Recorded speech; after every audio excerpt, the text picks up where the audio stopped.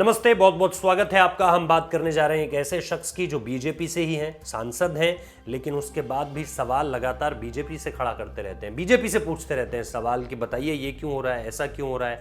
वो डिमोनेटाइजेशन के बारे में खिलाफत में बोल देते हैं, वो जीएसटी के बारे में सवाल पूछ लेते हैं मोदी सरकार से ही।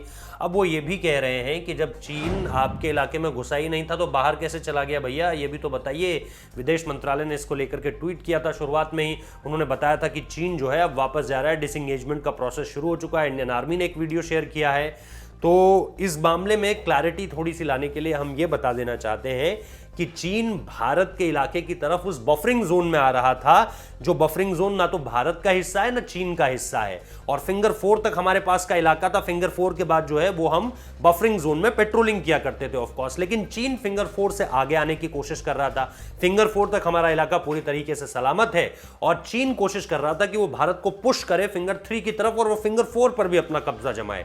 लेकिन क्योंकि वो जो बफरिंग जोन था उसमें ना तो उनका जाना अलाउड, मतलब आना जाना पेट्रोलिंग तो हो सकती है, लेकिन वहां स्थायी तौर पर या अस्थायी तौर पर भी किसी तरह का कोई कंस्ट्रक्शन, कोई तंबू गाड़ देना, कोई बंबू गाड़ देना, ये सारी की सारी चीजें अलाउड नहीं थी।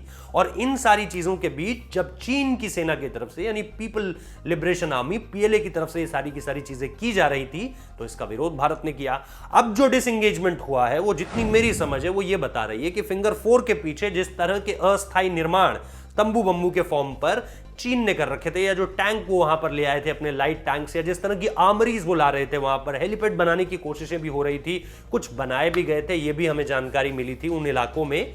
वो सारी की सारी चीजें वापस जा रही हैं। इसका वीडियो भी भारतीय सेना ने शेयर किया है। तो सुब्रमण्यम स्वामी जिन सवालों को पूछ रहे हैं शायद उसका एक ये जवाब हो सकता है। इसके अलावा निश्चित तौर पर सरकार की तरफ से भी उन्हें जवाब दिया जाएगा।